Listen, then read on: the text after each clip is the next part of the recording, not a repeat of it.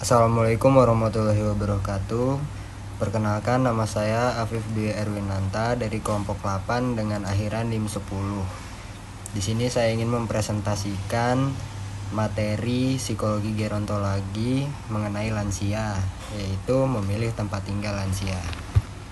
Memilih tempat tinggal lansia itu ada dua macam dan macam-macam living arrangement. Yang pertama yaitu shared living arrangement atau lansia yang hidup berdampingan dengan keluarganya, dan institutional living arrangement yaitu lansia yang hidup pada panti asuhan.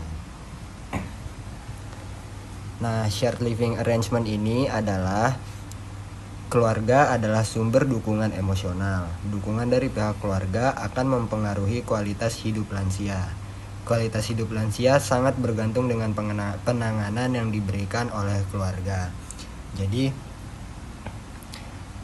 lansia yang tinggal bersama keluarganya ini sangat bergantung terhadap keluarganya. Mereka itu menjadi seperti anak kecil yang ketergantungan atau bergantung terhadap keluarganya. Jadi bagaimana keluarganya itu merawat lansia, merawat orang tuanya, maka itu tuh bisa mempengaruhi si lansia tersebut, entah dari kesehatan ataupun dari faktor psikologisnya.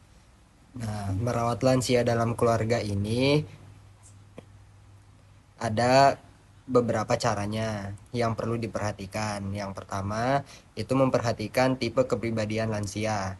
Nah, memperhatikan tipe kepribadian lansia ini adalah mengetahui karakteristik dari lansia yang dirawat di dalam keluarga. Bagaimana cara dia beraktivitas atau apa yang dia lakuin sehari-hari. Yang kedua yaitu menumbuhkan kehangatan dalam keluarga. Menumbuhkan kehangatan dalam keluarga itu merupakan hal penting karena apabila keluarga ini hangat terhadap lansia tersebut, maka lansia tersebut akan merasa senang, dan itu rasa senang itu bisa mempengaruhi kondisi fisik dan psikologisnya.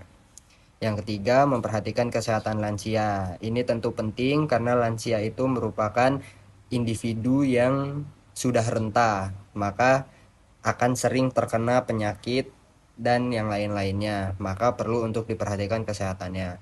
Keempat, melakukan kegiatan rutin. Contoh kegiatan rutin ini apa?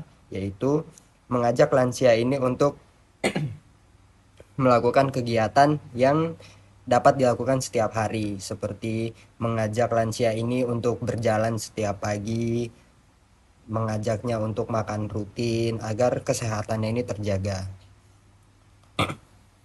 Lalu ada memperhatikan pola tidur lansia. Nah, lansia yang sudah renta ini akan rentan terhadap penyakit, maka pola tidur lansia itu tentu perlu diperhatikan agar kondisi jam tidurnya terjaga dan kesehatannya pun terjaga. Melakukan komunikasi. Lansia sudah pasti membutuhkan orang-orang untuk berkomunikasi, sama seperti individu yang masih muda atau yang sudah dewasa. Setiap orang membutuhkan komunikasi, dan lansia ini sebisa mungkin jangan dibiarkan untuk terlalu lama berdiam diri, karena itu akan membuatnya kesepian dan tentu akan mempengaruhi kesehatannya juga. Menjaga spiritualitas lansia.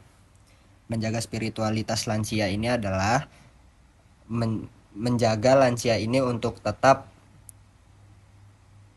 terikat atau tetap rutin melakukan ibadah.